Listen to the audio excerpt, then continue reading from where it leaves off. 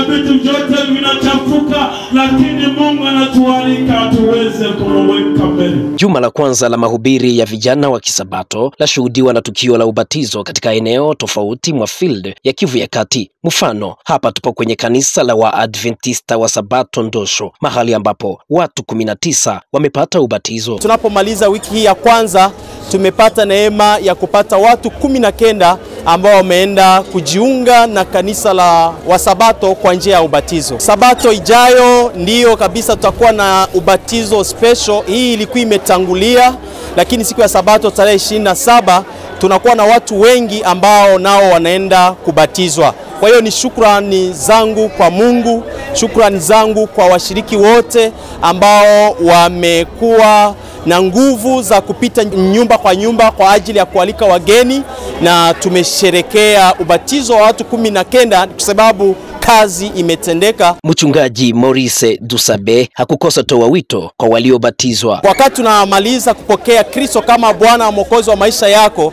lazima umtangaze hata kwa majirani. Kusema hawa ambao wamempokea Yesu Kristo na wamejiunga na kanisa kwa njia ya ubatizo, tunawaalika nao waende kuleta wengine. Wamoja walikuwa kwenye makanisa mbalimbali, kwenye madhehebu mbalimbali, na wameahidi kwamba wanaenda kuwaleta, kwa sababu hiyo ndiyo kuwa mwanafunzi Mkristo ambaye anatarajia kwenda mbinguni. Lazima aweze kuhubiri habari hii njema na alete watu wengi kwa Yesu. Sote twende pamoja mbinguni. Kwa furaha tele, waliobatizwa watoa ahadi zao. Mimi nafurahi kubatiziwa katika mahubiri ya vijana. Mungu abarikiwe.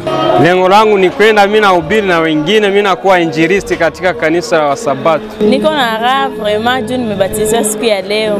Niko na raha kubwa vraiment. Mimi kubatizwa yangu dabadilika, nimekuwa mtu mpya katika maisha yangu. Maombi yetu yazidishwe ili mavuno yawe mengi siku ya kukomesha mikutano hizi. Nikiripoti toka mjini Goma nchini Kongo, mimi ni Faustine Shukuru kwa ajili ya Hope Channel Tanzania.